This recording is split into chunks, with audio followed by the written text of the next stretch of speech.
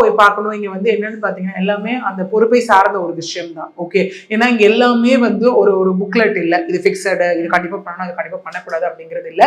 நான் என்ன இதுல ஒரு மாற்றமா இந்த இடத்துல பார்க்கக்கூடியது அப்படின்னு பாத்தீங்கன்னா, இதுக்கு முன்னாடி சம்பவங்கள் எல்லாம் நடக்கும்போது அந்த போலீஸ் அபிஷியல்ஸ் அங்க போவாங்க, அந்த மாதிரி பார்க்க முடியும். இதுல வந்து பாத்தீங்க அப்படின்னா இவங்க ஐஜி ரம்யா பாரதி மேம்ல ஆரம்பிச்சு இங்க வந்து நம்ம பார்த்தோம் அப்படின்னா ஏடிஜிபி மகேஸ்வர் தயாள், டிஜிபி சந்தீப் ராய் ரத்தோர் அவர்கள் முதற்கொண்டு போன ஒரு விஷயம்.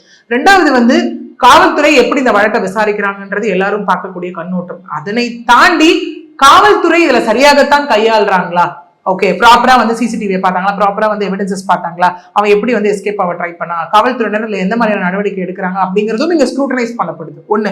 இன்னொன்னு, அந்த மினிஸ்டர் எம்எல்ஏ அவங்க ஸ்பாட்டுக்கு போன ஒரு விஷயம். ஓகே, இதெல்லாம் ஒரு வித மாறுதலாக இதுல இருக்கு. ஓகே, மேபி இந்த வேகத்திலேயே இது வந்துட்டு அந்த கிரைமை கண்ட்ரோல் பண்ணக்கூடிய ஒரு விஷயம். மக்களுக்கு நம்பிக்கை கொடுக்கறது வந்து வார்த்தையில மட்டும் இல்லாமல் செயல்லையும் இருக்கக்கூடிய ஒரு விஷயமா இருக்கு இல்லையா? சோ அந்த மாதிரியான ஒரு விஷயங்கள் எல்லாம் மேற்கொள்ளப்பட்டுச்சு அப்படின்னா அடுத்தடுத்து இந்த நடவடிக்கைகள் கடுமையாக ஆகிற பட்சத்துல இதை பார்த்து அடுத்தது வந்து நம்ம சொல்லுவோம் இல்லையா, இதுல கொடுக்கக்கூடிய ஜட்ஜ்மெண்ட், இதுல எடுக்கக்கூடிய ஒரு நடவடிக்கை அடுத்து இந்த மாதிரி சம்பவம் பண்ணணும்னு நினைக்கிறவங்களுக்கு ஒரு பயம் ஏற்படுத்தணும் அப்படிங்கிறது. மேபி அந்த மாதிரி ஒரு விஷயம் நடந்து குற்ற சம்பவங்கள் குறையுது அப்படின்னா அதை விட வேற என்ன வேணும்?